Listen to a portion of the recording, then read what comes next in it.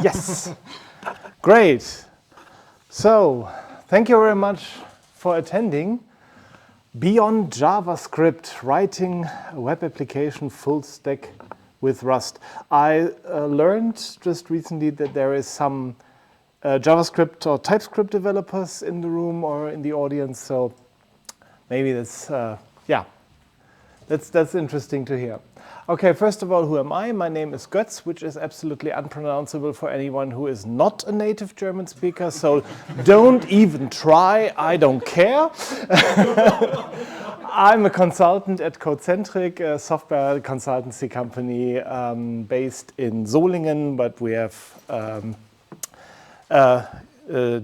departments all over Germany and some in the neighboring countries. Yeah, when you're working with, I'm talking about web applications. So my talk is not about embedded, not about like CLI components or something. I'm talking about web applications, business applications, maybe boring applications from the technical or from the business part, but very valuable applications because a lot of people use them. And when you're working on those, there is actually like two kinds of scenarios in which you could be working. One is you are mainly in one tech stack. That's here on the right side. So you're working maybe on the client, it's a big SPA you're programming, or you have multiple clients you're working on, or you're working on a server, maybe multiple services, microservices. Who is working more in this way?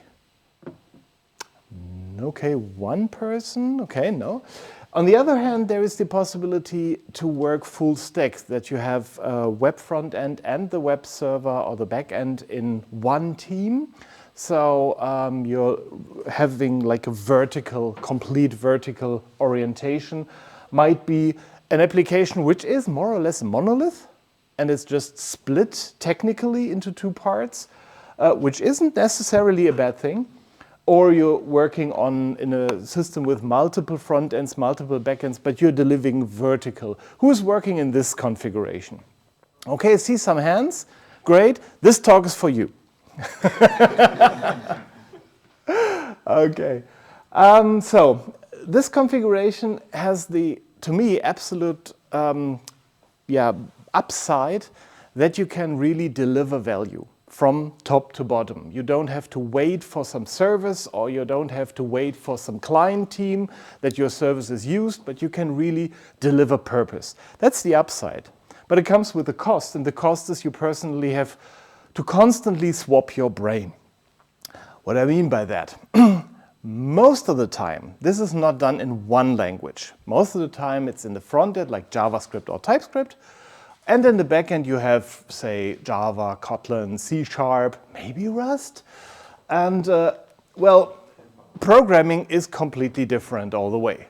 Like the types, capital letter, non-capital letter, how to write a data structure. This is Kotlin. I worked in Kotlin in the last year, so that's my closest configuration. So this is, you can't copy data structures. You can't copy definitions of data transfer objects. You have to rewrite them or use like generating tools to do that for you. Writing a lambda is completely different. Here's the JavaScript with the arrow function, and here is the Kotlin lambda. In Java, it's very different. Enums, TypeScript doesn't have the enums. JavaScript, TypeScript has them, sort of. Or how to write tests is all, and of course, all libraries and tools are completely different. So whenever you work, you have to like switch to a complete different setup, and that's hard. There is, of course, one thing that you have to swap, which is inevitable.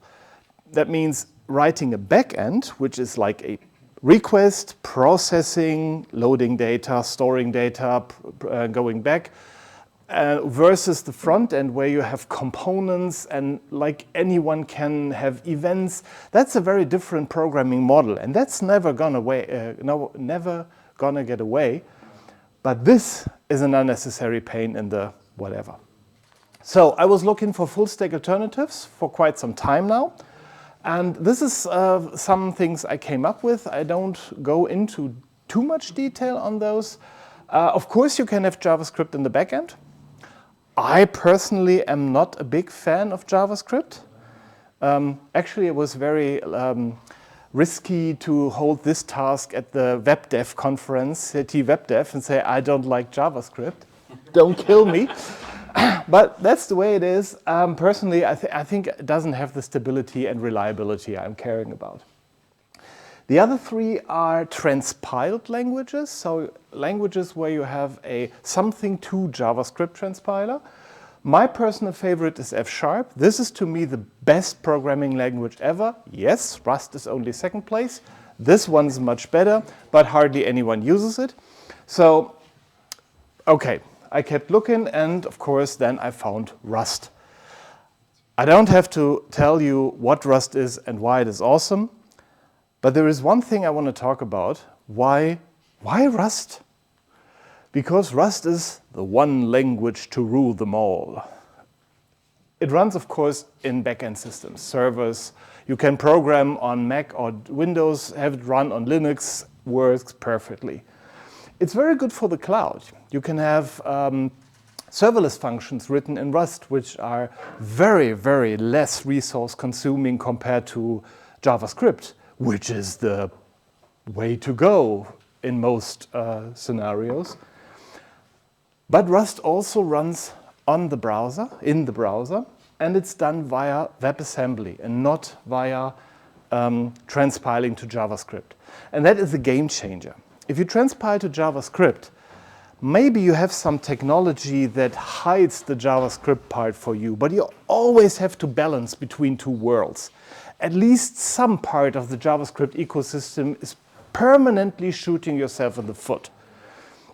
And with WebAssembly, it's a whole new situation. You have a more or less complete tech stack.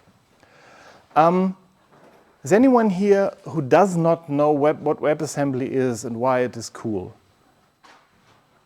Everyone knows WebAssembly. Okay, I make it quick. It's not for the web and it's not an assembly language, but it's a binary format for a virtual machine. Is it better than JavaScript, which is a virtual machine? Yes, it is, because WebAssembly doesn't have any object orientation. So you don't have this indirect method dispatching, which is very time consuming. And you don't have to use garbage collection. You can nowadays, but you don't have to. And Rust says, who cares about garbage collection? So it's much, much, much faster than JavaScript. That's the main point. And you have build tools and APIs, which are more or less standard. I think every technology uses WASM bindgen probably and trunk, but you don't have to rely on JavaScript ecosystem. You can interact with it, but it's not the purpose.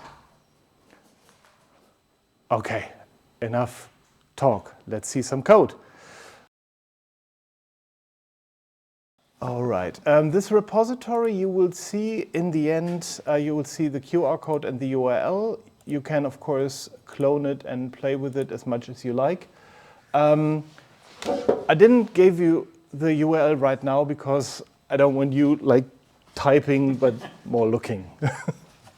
Okay, in this repository, you'll find two projects and with two different frameworks or technologies I've used. The first one is Rocket and U.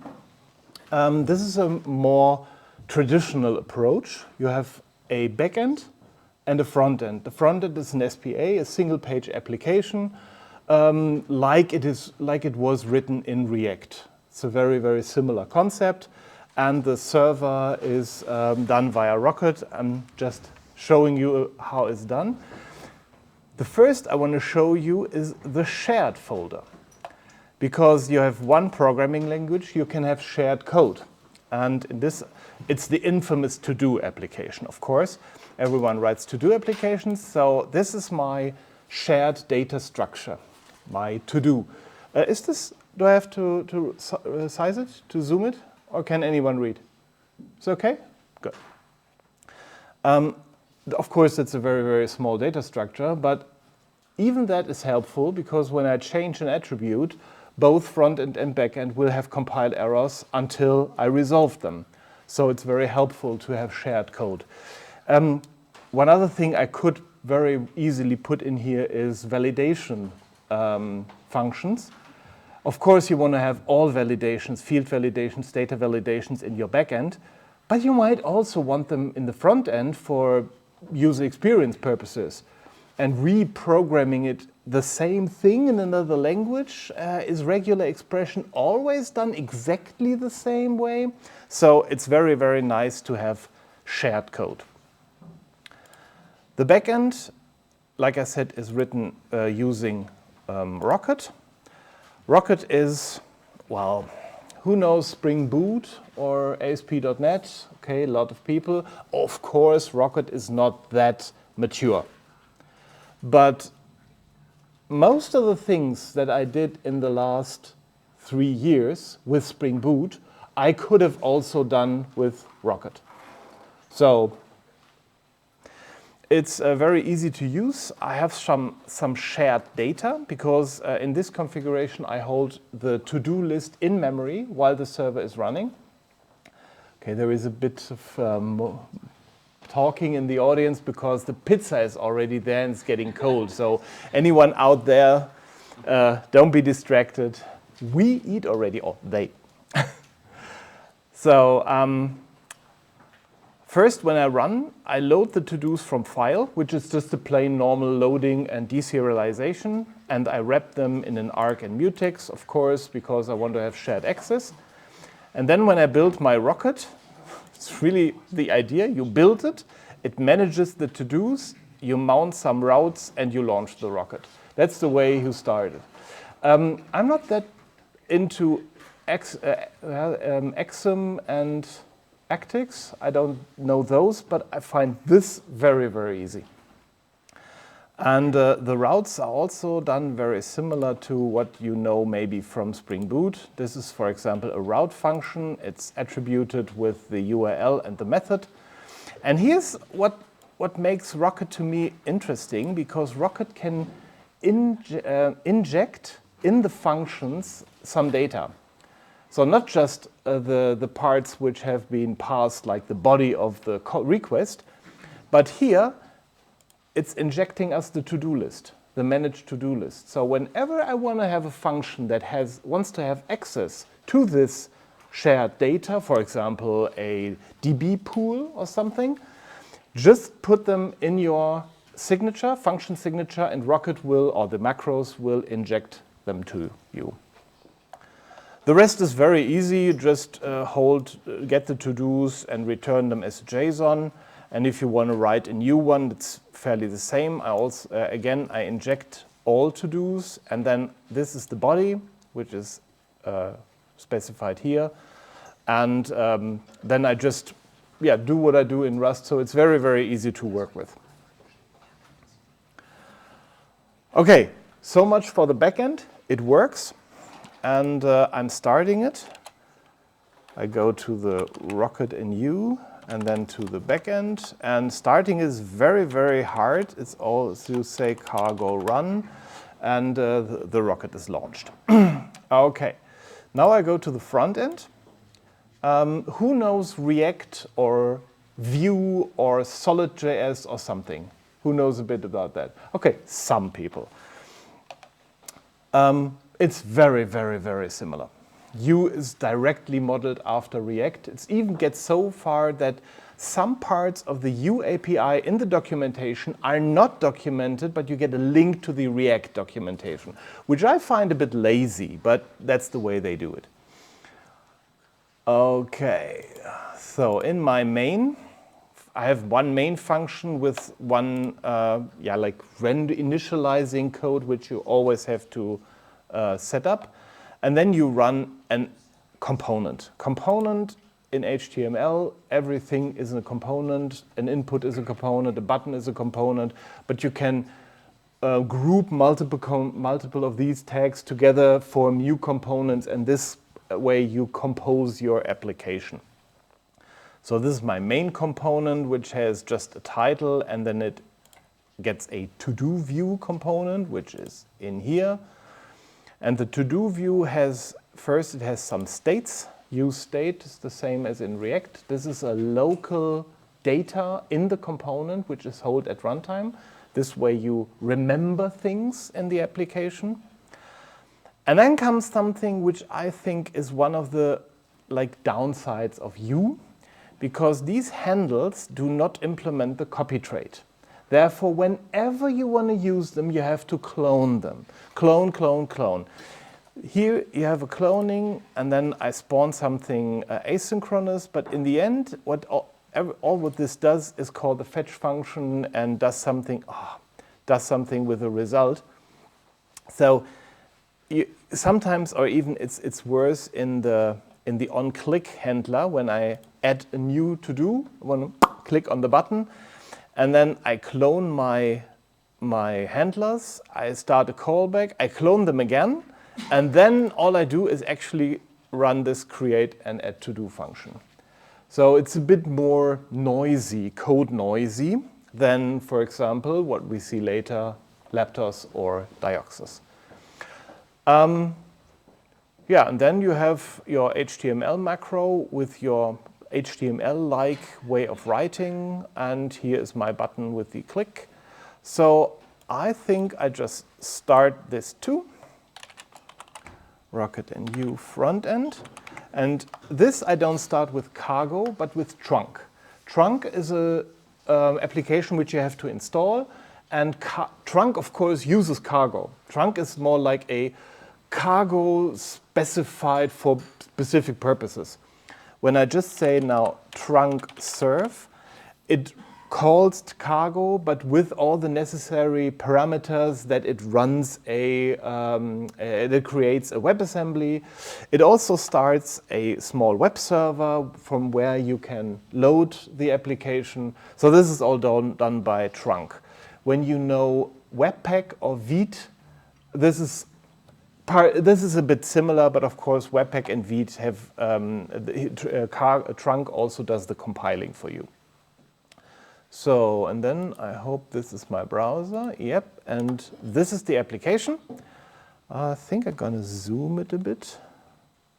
I hope I can zoom it. Yeah, sorry, not my computer, so I don't know the keyboard.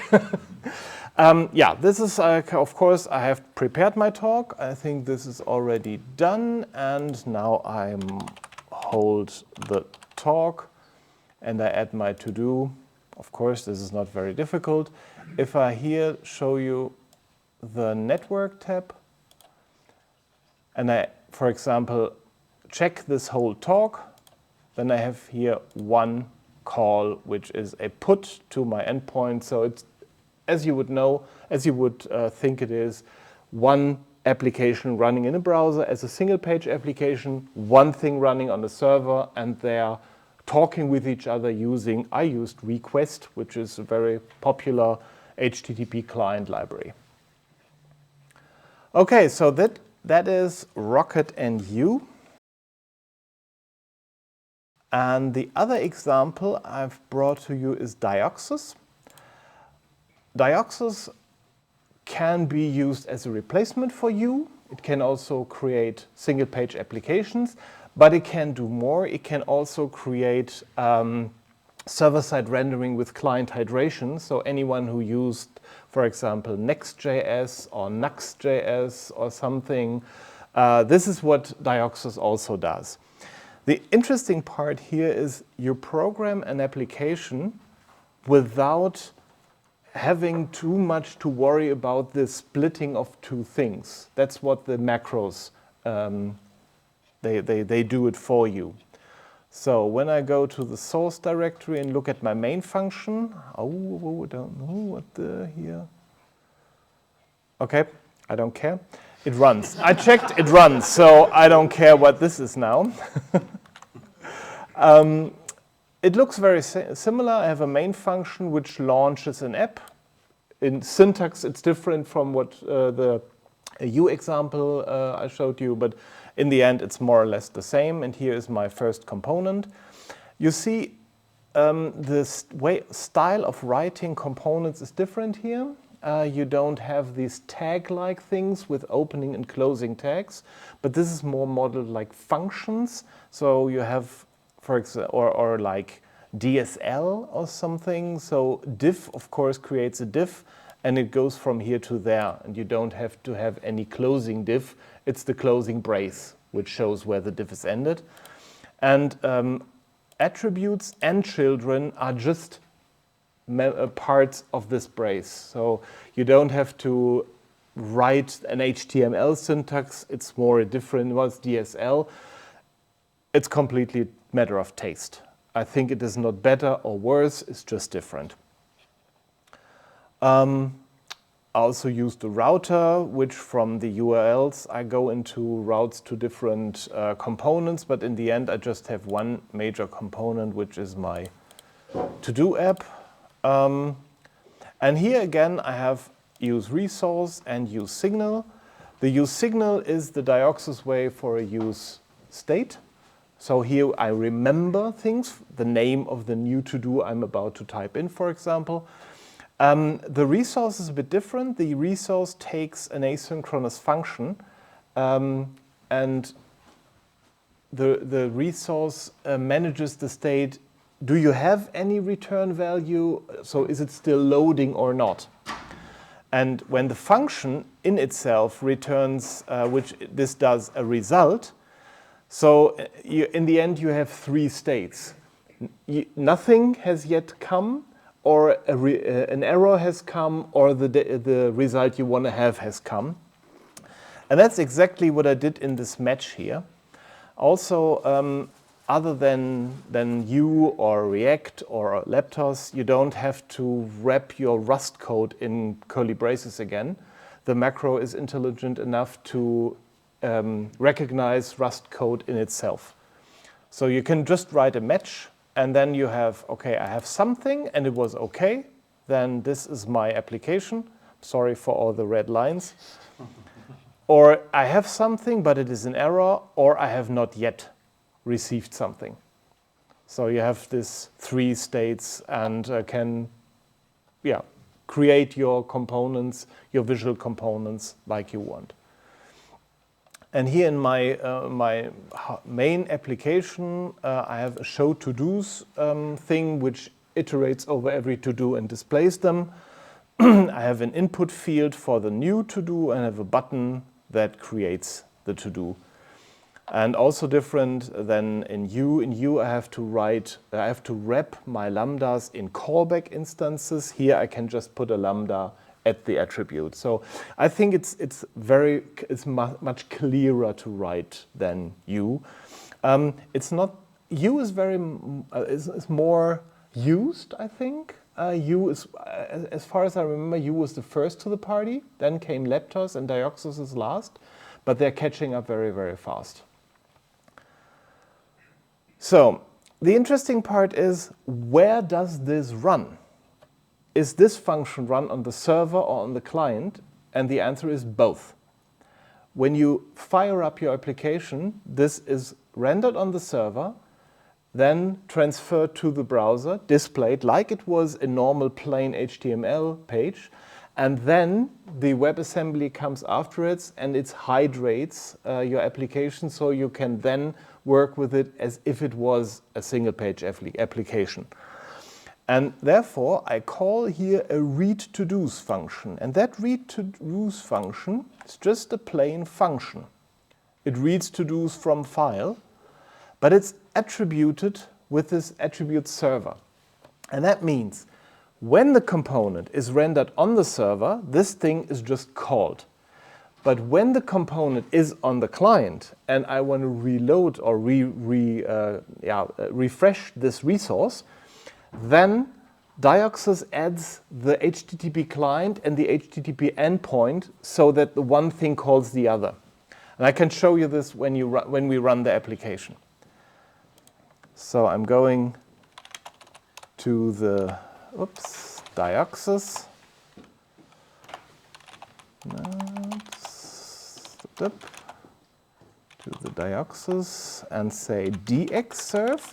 Again, here I don't say trunk, I say dx, because dx is again a wrapper around cargo and trunk.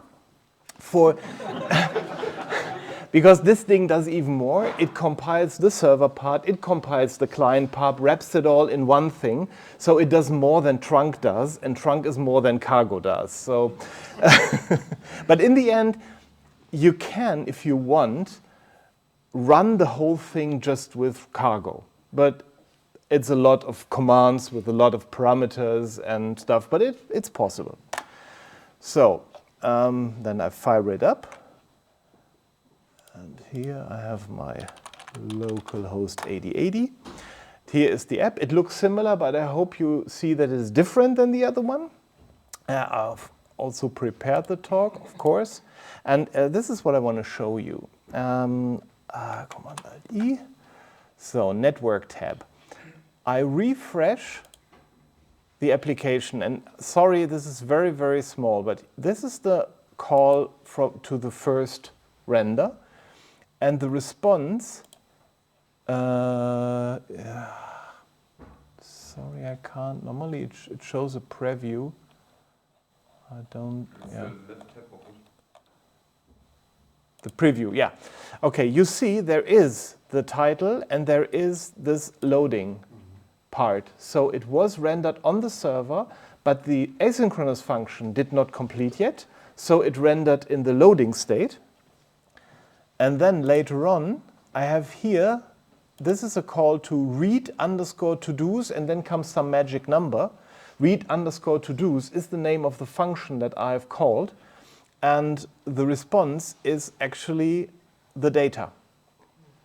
So it's not it's not re-rendering the component on the server, but it's just getting the data. So the client that calls this endpoint and the server which responds to this endpoint is all created by this hash server attribute.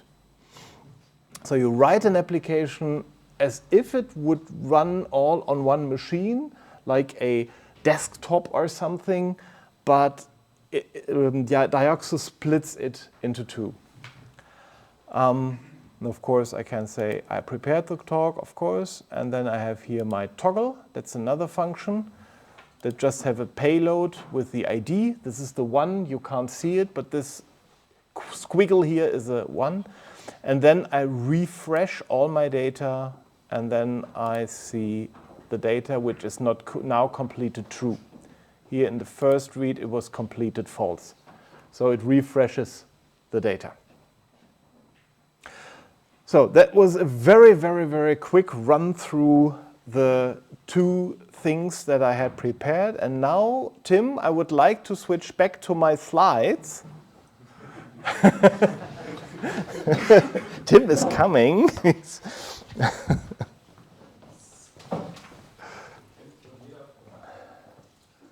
So, yeah. So what I showed you, Rocket and you, classic system, backend, front-end, shared code. Here's the URLs and Dioxus in the Fullstack. Dioxus also is able to write front ends for desktop and for mobile. So they have a different purpose, a different position. It's called Fullstack.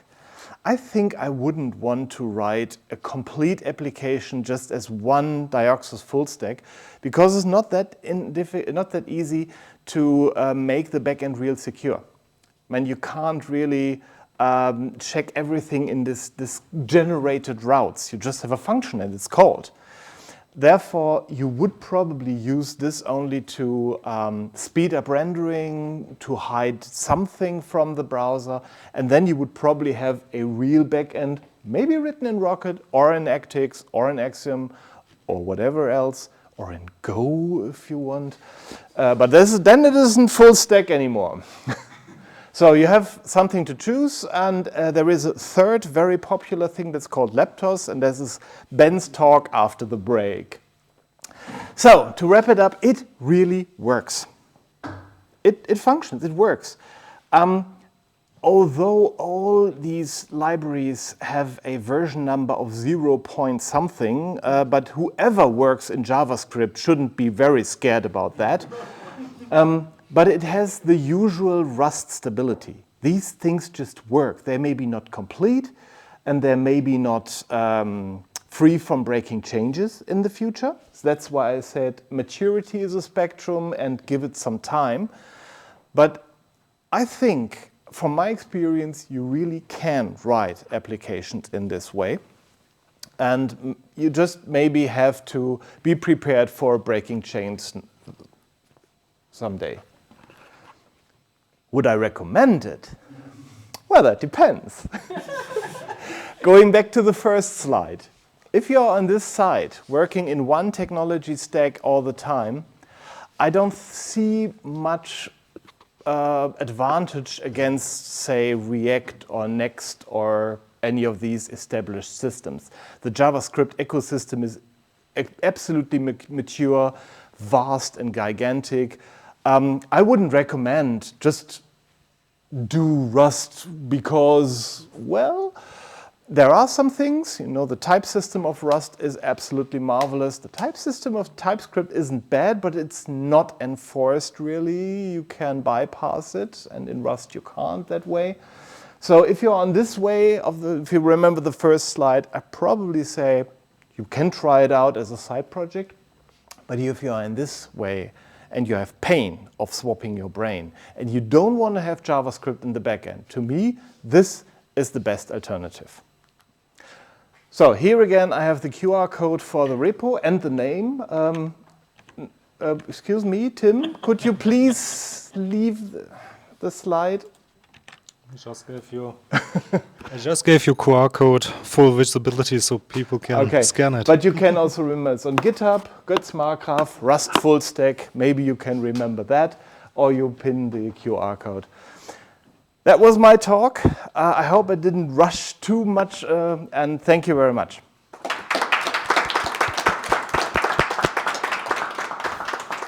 Yeah, thank you very much, Goetz. I would say it's time for questions, and maybe we start with one question on site. Thank you so much for the talk. I wanted to ask, for the production, for the production environment, how much mature and stable is like Dioxus or like Rust or U? Plain answer, I can't say. Because I haven't done it yet professionally.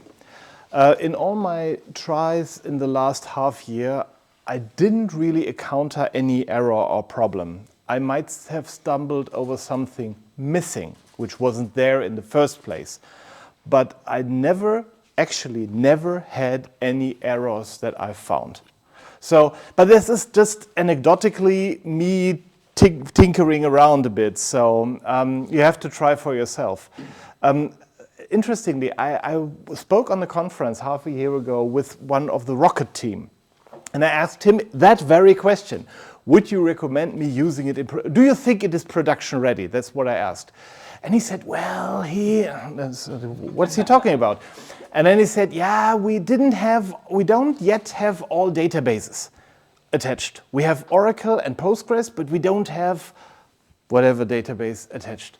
I said, okay, so you're not feature complete. But my question was, is it production ready? He said, yes, it's Rust. That was literally his answer. So it's a different confident level you have with Rust than you would have with any other framework or technology that I know of. Yeah, that's a good answer. Maybe the next question, Kira, is there something online, a question we can ask? Yeah, we've got a question from Dennis in the chat. How much wrapping is Dioxus doing on the client to serve WASM, e.g. network tab, initial load size? Again, here I didn't build big applications yet. When you are in development mode, it's pretty big. This small to-do app has like 50 megabytes or something, 50 kilobytes, sorry. So this is big. but when you run them in release mode, it goes way down.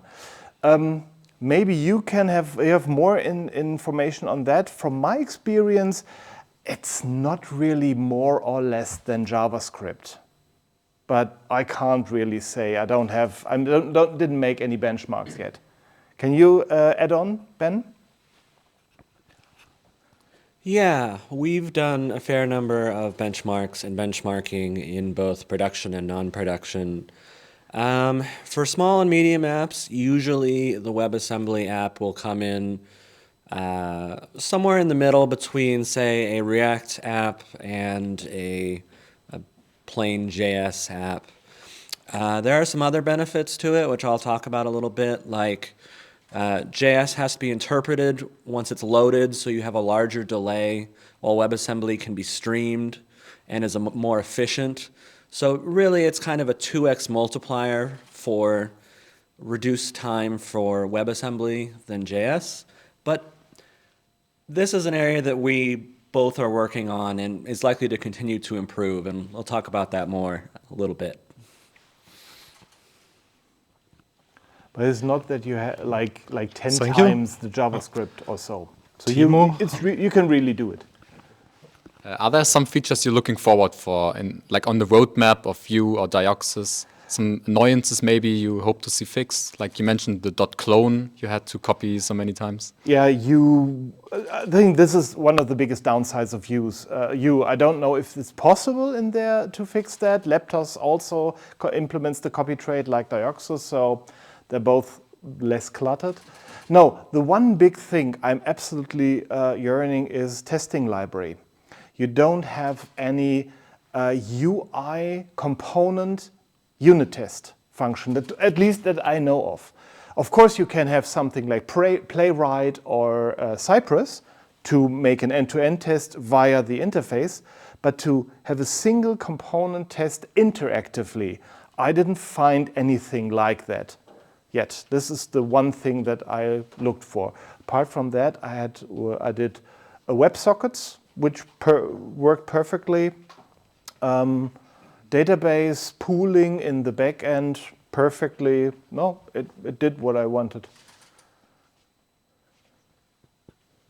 Have you tried WASM Bindgen test? I'm sorry? There's one crate called WASM Bindgen test. I was just curious if you had looked at that one. No, I didn't know. I don't know this one.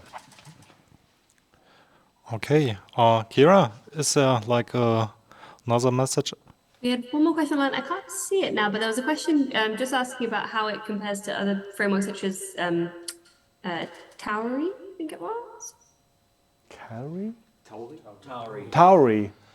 Tauri is a way of wrapping a web application onto a client, like Electron in the JavaScript world. Actually, that is what Dioxus is doing when they're writing Fullstack for desktop and mobile. They're using Tauri. So it's part of it. Okay, there's another question. Yeah, since we're on the topic of cross-platform abilities of these frameworks, I was just wondering, there are some things that usually happen client-side in such applications, like storing things inside of the browser session, or if you're on the native side, well, depending on your OS. So does Dioxus like abstract over that? Does it provide you with means to access that, or does that mean you have to restrict your applications to not use such features? No. As far as I know, you can use anything because you can, like I said, you write your application like it would be all in one block. But actually, you know pretty well when you're learning the framework which is running where. So when you use access to the local state or, for example, the local storage, this is, of course, done in the browser. When you have a function annotated with server, everything that's done there is on the server.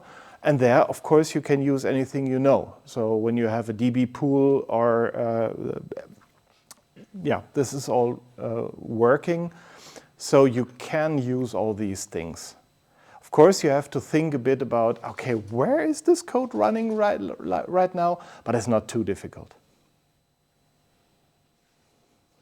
Okay. Yeah, I think maybe we have like a short break and then come up with the next talks. Thank you very much, Goetz. Give him Thank you for your another questions. hand. That was great. Thank you.